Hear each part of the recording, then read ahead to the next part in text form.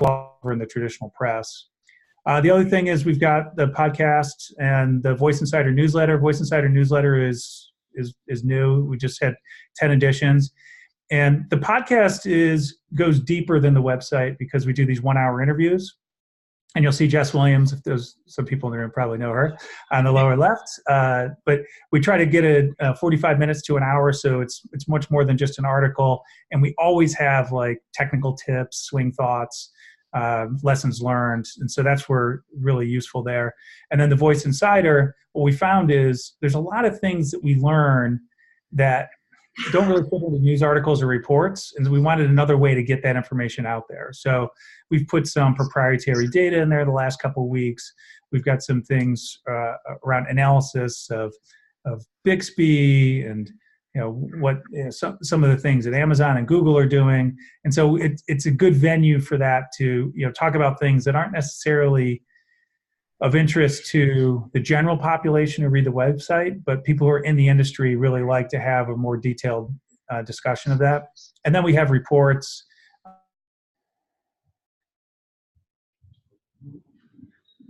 Best practices document that's from industry practitioners.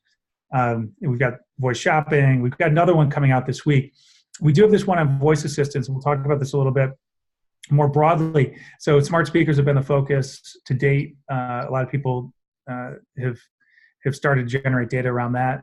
Our next one is really around voice assistants across all the surfaces. That's likely to come out the end of this week.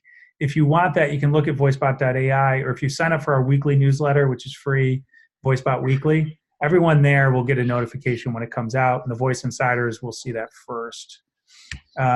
Okay, so the thing I want to talk about is Voice Platform Wars, and I want to talk about this as an update for October 2018, and this idea of adoption, attention, authority, and agency, which we'll get to. But first, we want to talk about some of the numbers. So this is brand new this week. It's data that we gathered last week from a national survey in the U.S. U.S., I think, is useful to everybody right now just because it tends to be ahead of all the other markets, so you can see some of the trends there first and have an expectation of what's going to happen in your neighborhood. So we're up to 57.8 million. That's basically 10 million jump in terms of these are U.S. adults that have access to at least one smart speaker. So that's over a 9-month period, that rise, which is keeping pace with a significant expansion. At the same time, as you all know, that there's a lot of people who are buying their second, third, and fourth smart speaker for a household. That's what you normally see in terms of the unit sales sell-through. This is about what the total capability, or the total market reach of smart speakers is. The latest data I have for the UK is about 10%. Argos had some data that they put out recently. So that would be 6.6 million total population. They didn't say if it was adults or total. I think adults are just over 50 million in the US or in the UK, so that would be about 5 million have access to it. We'll talk about what that might mean. Going back to the US, when we look at smart speakers, fastest growing. How many people have seen a chart like this in the past? You? Okay. This might be a surprise to some people, but smart speakers are growing faster than a smartphone, and smart speakers are basically a gateway into voice for many people. And so this is really something to point out, and it's why things went, what you're talking about in the UK, in about a year and a half, for general availability of smart speakers, you went from 0% to 10%. This is important for a few reasons. One is, when we talk about market reach, like that 10% penetration, and I assume you'll probably be 20% next year, that's when advertisers really care, like big brands, when they start getting up, past that 10 to 20% threshold, because then they start looking at it as a mass market channel. The other thing it indicates is that there's a lot of consumer demand, and this isn't like a fad, right? So when you keep seeing this thing go up and up and up, and it doesn't really fall off, then you can see that we're there. And so we're in the US, we are right now at 23% penetration, and we'll be in past 25%, probably not quite to 30% at year end, might hit 30%. Okay, so install base. So now we'll talk about global numbers really quickly. About 100 million smart speakers are expected to be in use worldwide by the end of this year. We already have 500 million Google Assistant devices with access and 500 million Apple devices with Siri access. The monthly active users on Siri is something in the neighborhood of 350 to 400 million. So it's really actually quite big. Siri gets sort of, Siri's not that great when it comes to a voice assistant. It's just not very capable. But they're doing pretty well in terms of usage for the narrow set of domains that they have. If you look at the Canalys data, if you're not familiar with this, this is a global footprint and worldwide. And what it shows is that Amazon still has a significant lead worldwide, 34%, and 34% though in 2022 for Google and Amazon sort of split the market with Apple picking up 10%. And most of the rest, just like a few different folks and then a lot of the Chinese players, is the expectation. So what we're looking at is a bifurcated world. It's going to be a little bit different, it looks like, than mobile, which we can talk about later if people want to. But we are heading towards that duopoly type situation. In the Voice Insider, I did this about 8 weeks ago, but then I updated it a couple weeks ago for VoiceBot, and I talked about the idea of phase one of the modern era of voice assistants are over, and we're entering phase two. And some people say, well, how can you say that? And the idea here is, first and foremost, that phase one really was introduced by Siri on the iPhone and then by the Echo on smart speakers. And what we've seen is really a feature expansion on those platforms since that time. And it's been core features, things like calling and messaging and basic app functionality. But now we're getting into a couple things that are different. So first of all, there's a rapid expansion of voice and voice usage on other surfaces. So any type of appliances, cars, anywhere that you might see them. And then we're also looking at finer and finer in terms of detail and robustness, in terms of features. So the basic features are largely covered now, and so what you're seeing now is that Google and Amazon, particularly in the States, it's really a feature function battle. A year ago, it was still an availability battle. So did you have the right products available? Did you have a full product line? Were you in the country, right? Was your full product line in the country? At this point now, they have largely full product lines. They can still expand, particularly Google here and there. But it's really like, what's your preference? What are the features? And that's why they're trying to compete. And then voice is going to all these other surfaces. And so what we're seeing in the US is voice is becoming pervasively accessible, even where it's not pervasively used. The other thing is, if people are familiar with the technology adoption lifecycle, this was popularized in the tech sector by Jeffrey Moore in the early 1990s, but it actually goes back to a study in the 50s around technology adoption. And it tends to hold pretty well for most technologies. And what we're seeing right now is that in the US, we've hit this early majority. We're well past the early adopter community.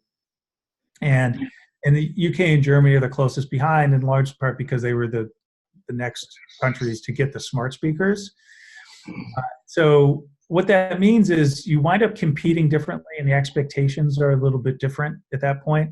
Once you get into the early majority,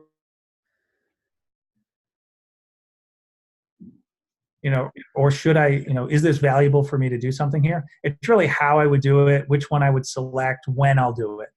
And it's not, at that point, it's not like people are suggesting, hey, I'm not sure if this will be an important thing yet. Now, that's still possible in some of these countries. It's still possible some of this could reverse, but it doesn't really look like that because of the other data that we saw. If you're in the vendor space, one of the things you have to keep in mind is you have to look at the platforms and you have to understand what features do they have, because the features might be the key differentiator. And the second thing is you need to think more about, from your buyer standpoint, what their expectations are. So their expectations are going to be higher in terms of what can be delivered.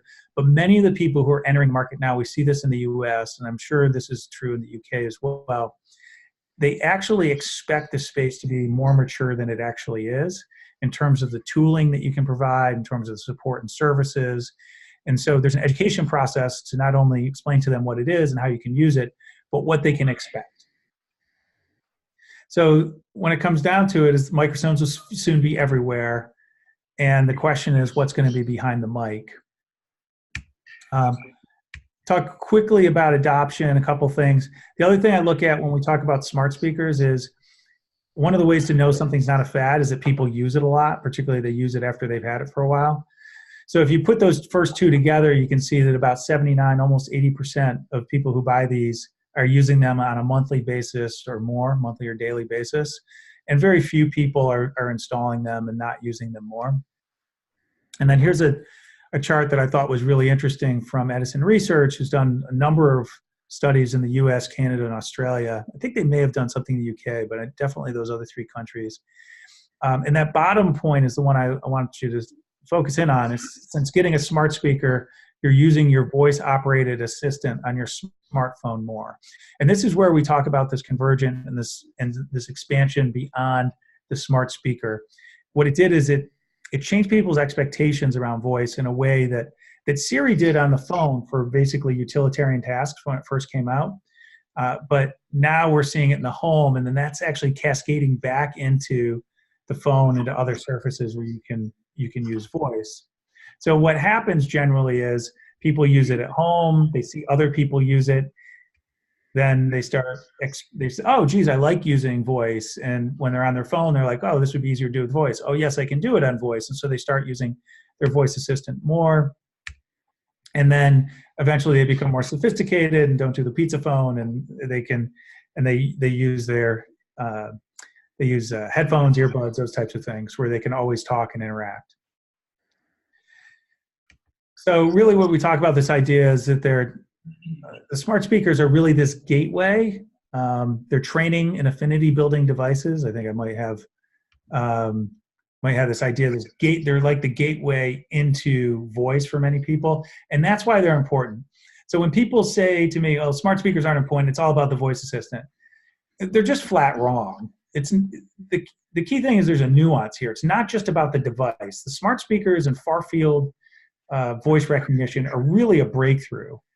And they've introduced a whole bunch of new use cases in the home that in the past were really cumbersome or even not able to do. And the killer app so far has been media in the home. But what they've really done is they've changed people's expectations. So there's this new use cases, but then also they like the idea of using voice more frequently. And that's really one of the things that I think a lot of people miss. They focus on the smart speakers, and that's fine. But this idea is that voice goes everywhere, and part of the reason is because smart speakers are a catalyst to get people to reintroduce themselves to voice and what it can do. And then the other thing is that the voice assistants on smart speakers today, Google and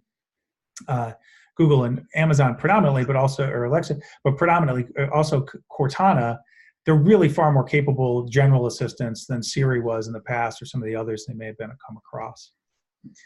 And then I just want to hit like a couple quick things, because this is like, if you want a master class in this, we'll just walk through. A lot of people will get this. You know, the idea is that for the web we had click, for mobile we had touch, and for voice we have speak. So it's a UI transformation. If you want to go a little bit deeper, we had a significant enabling technology in each one of these transitions in addition to the UI. So they not only made the UI possible, but they provided more value that wasn't there in the past. So the web, obviously, being able to, over the internet, to display not just text, but also images and custom layouts. The cloud, a lot of the things on mobile really wouldn't be functional in any meaningful way without the cloud. And so that was an important catalyst to the growth there. And voice is really around AI. And it's not just the AI for speech recognition. That's part of it, and that's an important part of it. But it's also what you can do in the back end, the dynamism of how you can deliver both programmatic and dynamic payloads in response to queries. And so here's the real cool thing that we're able to look at. Say, okay, for each one of these transitions, there were different types of capabilities that were important. So distribution was really important with the web, and then came transactions, and those carried all the way through and are still important today, even on voice. This idea of attention didn't really come about until mobile, because you didn't have something with you all the time. So this idea of commanding your attention throughout the day really became new with mobile. That still continues with voice, because voice is in the places that we go, also on the devices we carry. And then we have this idea of authority. And authority was important in earlier areas, but it was a de facto authority, and like people went to Google. But now it's become an in fact, or almost a de jure, but not really a de jure standard, because what you choose in terms of a voice assistant really controls your experience. And so I'll just bring this point up. When I was doing my analysis, it struck me that Amazon became the king of transactions. And so when we moved to this new platform, they saw that it was not only an opportunity for them, but it was a risk that they could be displaced if voice took off and transactions became big, that they could be displaced as the king of transactions in the digital world. Facebook became the king of attention. I think the numbers are pretty comparable in the UK. In the US, clearly they're the dominant use of digital in terms of time. They don't want to lose that. And if you wonder why Facebook's actually continuing to be in this space and to think about and say they're going to have their own assistant, it's because they don't want something in front of them like Alexa or Google who might keep their customers from getting to Facebook or might divert their attention somewhere else. They want to have that control. And the mobile platforms were a little more open. It's in terms of how the user's habits form. So you would just go to where you wanted to go. Whereas now in the voice platforms, you have to go through the voice platform really to do anything. And so it's actually a tighter control of the user experience. Google obviously created this idea of authority on the web in terms of search, but they're really focused on this, for voice, and it's a huge threat to them. So if you look at Google spending billions of dollars trying to catch up with Amazon in this space and stay ahead of Apple, it's because authority is their entire business. That they are the place that you get your information, and if the voice assistant is not Google, then someone else becomes the trusted authority. So then the last thing that everyone's concerned about, and this is one of the reasons why everybody wants this so badly, is this idea of agency. So agency means that the assistant can do something on your behalf, and so right now we grant agency to things where we can say, to conduct a transaction even on mobile or the web. Or online, like in the United States, we have Google Duplex rolling out in a couple of weeks in 4 cities where it can book appointments at hair salons and things like that. And so we tell it to do something for us. But as we move along, these voice assistants are going to make decisions on our behalf based on what they know about us. And things are going to show up at our house, and maybe we'll return them, but probably not. Will probably be things that we want. They'll make arrangements for us. And it won't have to actually ask us around these things. So these ideas that, attention is important and authority important, those are indirect ways that the digital platforms have some control over what we do, or certainly influence. Agency means that they are actually a proactive participant in this and not just reacting to what we request. So the objective is adoption of the voice assistant. And the reason why all these tech platforms are focused on this so much is this idea of controlling attention, authority, and agency on this new platform. So I'll just do 2 things on the competitors. I do like to point out to people that there's a bipolar world, and mostly we have the big tech platforms out of the US are focused on everywhere except for China, and then we have the folks in China. There are some vertical, particularly the telecoms have been building some vertical ones in different parts of the world, but those aren't big yet, and so we'll see how those play off in terms of general assistance. They tend to be more focused on the capability that telecom or media company can provide. And then the other thing I'll point out is actually Samsung and Microsoft are the ones that are in China and in other places in the world. China is through a partnership with Xiaomi, so they have both Mandarin, US, a number of other languages supported. Samsung has a Mandarin solution for Bixby, as well as Korean. They're looking at other Asian languages, and then in the US. And the last thing I'll just say is that if you really want to understand this space and where it's headed, you can look at the history of where these organizations came from. They have the voice assistants, and you can get a sense of where they're likely to play going forward. So if you look on the left-hand side, they tend to be consumer-oriented businesses. Not to say that they don't have some business-to-business, but their real first focus has been consumer. And so that's where you see them doing really well. On the right-hand side, you see the companies that are typically business-to-business, and that's really where they're focused. And you can see a perfect example here is Microsoft. They have a consumer solution, but they really haven't gotten any traction on it, despite the fact that it's a very capable device. So the expectation set of consumers, the channels, all these things are different for them.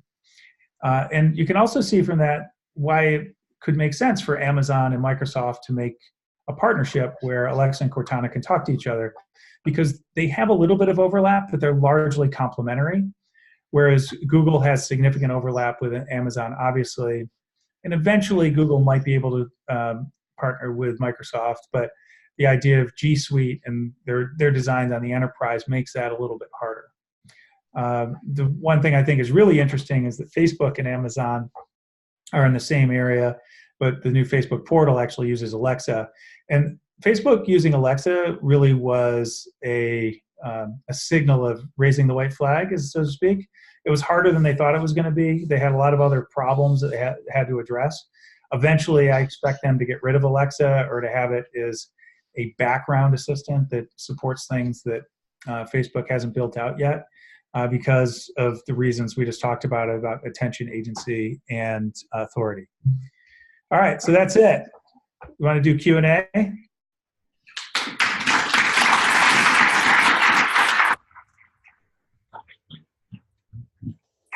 Thank you so much. Thank you so much for the inspiring speech. So does anybody have some questions, guys?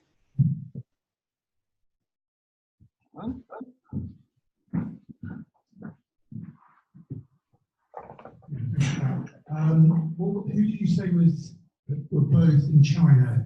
Was it Microsoft and Samsung, or someone else? Okay, so whoever has the mic, could you repeat that? I heard it was about China, and I heard Samsung, but I didn't hear the actual question. The question was, is Microsoft and Samsung? Yeah, let me say again, because it was very clear. I think you said that there were two companies that were both in North America and in China, correct? And that's correct. Microsoft and Samsung both have Mandarin solutions as well as English solutions, and they both have distribution in both China and in the West. So what are the implications of that, do you think, for global momentum? Well, I don't actually. I think it might wind up just being an interesting fact that doesn't turn out to be much. I think it's probably more important for Microsoft than it is or Microsoft will probably get more out of it than Samsung. Microsoft has a partnership with Xiaomi, which is one of the obviously leading Chinese manufacturers, and so I think that that's going to help them establish a footprint. For them, having a little bit of consumer exposure through the Xiaomi device, and then also them being able to carry that over to enterprise users of Microsoft Office in Chinese, I think is really important for them, and could be a significant differentiator. They keep them strong there. For Samsung phones are really not widely adopted in China. You've got the lower cost Chinese solutions. You've got the Samsung Galaxy series, and the iPhone as being the premium solutions, with iPhone significantly outselling it. So I think it's interesting that Samsung's there. It's probably a bigger deal for them to have that for appliances that get sold, because they do sell a number of premium appliances in the country. But that's probably it. I suspect that if you really look at it right now, Alibaba with the Tmall Genie and the Ali Genie voice assistant have a significant lead right now. Huawei and Xiaomi have low-cost solutions that are doing okay. Baidu's way behind, but I'm expecting Baidu, Xiaomi, and Alibaba to have the biggest share on the consumer side. So I don't know that there's much room for Samsung to navigate. Hi, you mentioned voice as a natural development or evolution after clicks and touch. And you also said voice helps to capture attention. Now, a challenge that I see with voice is the fact that I cannot see myself talking to a device while I'm commuting or in an office or I'm surrounded by other people. And so, what's your vision to this problem, and how do you see that we can really give a lot of attention to voice assistance? Well, the first thing I'll say is that consumer habits and expectations evolve. So one of the things you'll see in a lot of the major cities, well, actually, let me ask the people in the room. How many people have seen other folks walking around downtown London with AirPods in? Yep. How many people have seen the same thing if they've been traveling to New York or San Francisco? It should be more, right? I mean, I can't really see it. It's hard for me. You guys are like, actually, I should expand the. I need to expand my thing. So here I'm gonna stop my sharing so I can see you better. But what we've seen is that a couple of years ago, people were a little embarrassed to wear AirPods, and now in major metro areas, you see them all the time in commuting and things like that. And it's mostly for passive audio consumption, but you're already seeing people walking down the street talking to their phone, like to start a call, to send a text message and those things, so they don't have to be looking at their phone. So the first thing I'll say is I expect habits to change, and because we're already seeing it. And the second thing I'll say is that voice assistants don't have to be useful everywhere that we are all the time. I will say that I can whisper into my AirPods and it'll understand me. Which I was actually surprised at, because it's generally bone conduction, and that's a little bit different than normal speaking voice. But just this idea that you can whisper to do that, and I was testing it because I was interested in the Alexa Whisper mode, which rolled out in the US this past week. So I would say is that habits are going to change. Voice is going to be used a lot of places. It won't be used everywhere. Just the same way that touch, it can't be used everywhere. So when you're washing the dishes, touch is really inconvenient, right? When you're driving, touch really shouldn't be done, even though people do it. So I think what we're talking about is the right mode of interaction for different use cases.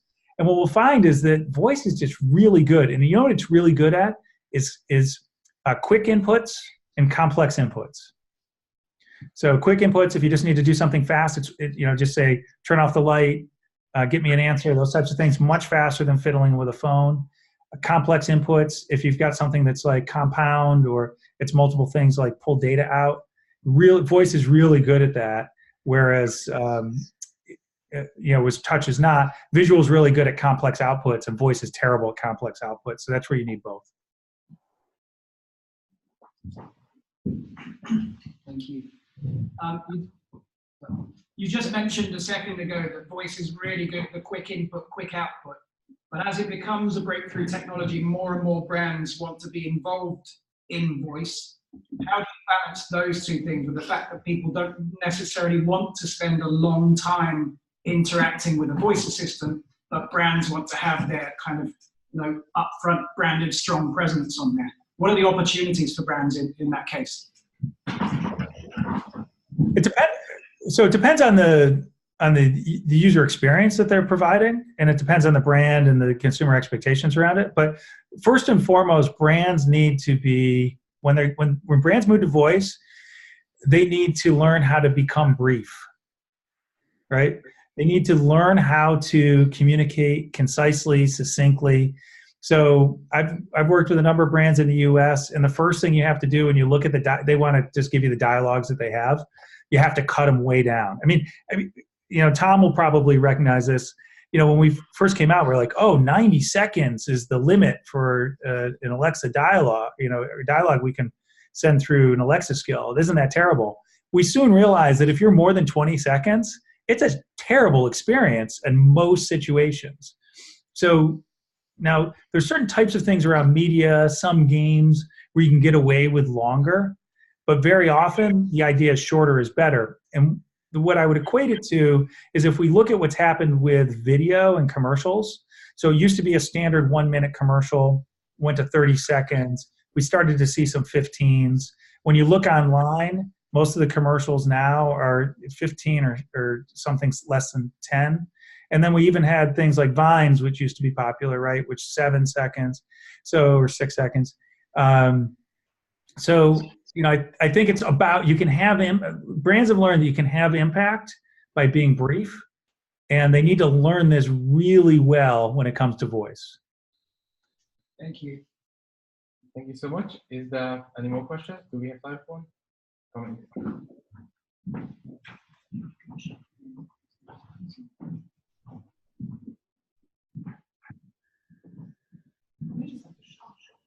Okay. So yeah, my question, I'm really kind of surprised about what you said about Samsung, because based on a couple of facts, they actually in 2017 sold more smartphones than Apple. They are by a country mile the market leader in smart TVs, and most prominent, they bought voicebot.ai, which I think morphed into Bixby. Yet none of your charts considered Bixby. So I'm just wondering if you could give us a bit more background of what went wrong at Samsung, why voice isn't a priority, or what's going on there? Okay, so Samsung's interesting. So you said a number of things there, so I'll try to hit on them. First of all, Viv was not part of Bixby 1.0. Bixby 2.0 is going to come out of beta next week at the Samsung Developer Conference in San Francisco. Bixby, the 2.0 Bixby is going to have Viv capability, which has context awareness, and it's going to be much more robust. In some ways, it's going to be, some of the context tools in that now are actually better than what you can find in Amazon and Google. But there's a lot of things that they're missing. So it's going to take a while for them to build that out. They do sell a lot of phones and a lot of smart TVs. I think the appliances are going to be a strength for them. And they have both, they have the physical appliances, they've got the smart things, IoT platform, and they've got Bixby, and then they've got the handsets, the smartphones. So those things together are formidable. They could be a player. The reason they're not now is because they were late to market, and when they did come to market, it was really kind of crap. It didn't work very well. It was not well received. It doesn't mean that it can't be great, and it might be great, but they still have to prove it. At one point, DJ Coase, their president, said that they had 10 million users. This was last spring, which is not insignificant. I mean, it's worldwide, so it's not huge, but it's on the smartphone. But most of those, I think, were in Korea, where they will dominate on most platforms. The biggest issue they have now is that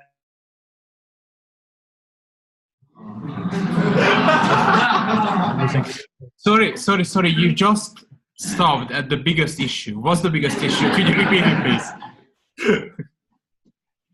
And so I think the biggest issue, what I was about to say, was that on the handset, which is their biggest asset in terms of global reach of consumers, Google Assistant is the preferred assistant. It's in there, and as long as they're tied to Android, Google Assistant's going to be there. And what we saw last year is the Bixby button kept getting remapped to Google Assistant because people preferred that over Bixby. They didn't want Bixby to come up. And then Samsung cut off that opportunity to do that, and then people learned workarounds because they wanted Google Assistant. I mean, this is not the type of ground-up consumer adoption trend you want to see, that people are taking an hour to try to figure, and downloading new software to figure out how to not use your voice assistant. This could change, right? And I think there's a decent chance that they will do well. But if you look at that Canalys chart that I showed, their expectation is that Google and Amazon are going to settle in around 35% each. Now, this isn't smart speakers, and then Apple will be about 10%.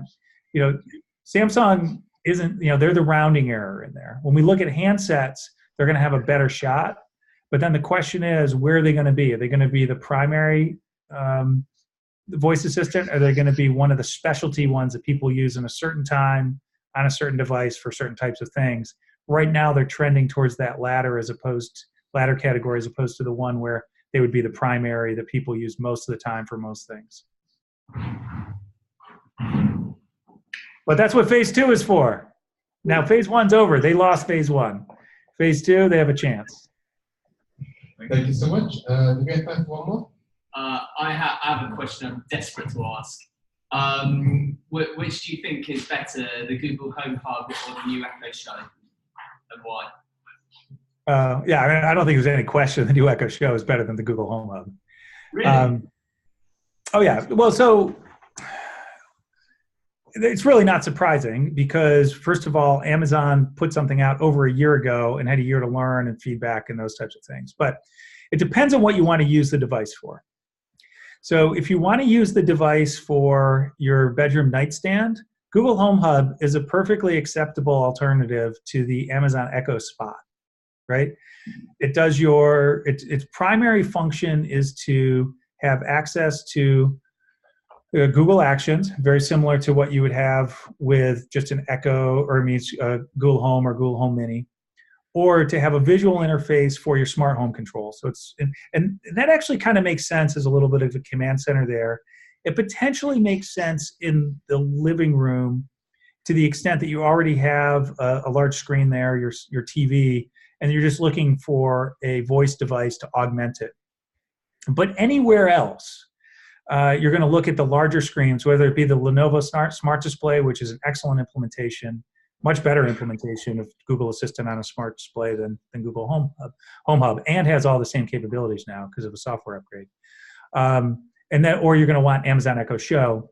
Now, Amazon Echo Show is a bigger screen. It's actually a nice device. I don't have one here. I did play with one when I was out in Seattle when they released it. I do have right next to me a first generation Echo and the Lenovo Smart Display. It's just the screen size is actually a thing if you're going to use it in the kitchen and you want a display. If you think you're going to use it with another display like a television, then Home Hub is probably fine. But if you're not, then these larger screens that have better, more dense pixel quality are definitely going to be important. The other thing that Home Hub is missing is video chat. And I will tell you what, it seems like we all have FaceTime or other ways to do video chat, but the video chat on these devices is excellent. And it's just a different experience. And I saw that firsthand, but when I gave one to my parents and then my brother, so my parents could talk to their grandkids, my brother's kids. And for them, it's just, and I use it too sometimes. I mean, you just say, Alexa, call such and such, and it's just instant, right? You don't have to do anything. It just happens. And, I think that's where Facebook's angling. They've got to do some more things along those lines. But the fact that the Home Hub doesn't have video chat, I think significantly diminishes the value of it. Completely disagree, but that is fascinating. Cool. All right. Thank you very much, Bret. Thank you. Yeah. Thank you. I'll just I got to turn off. Bye. Bye.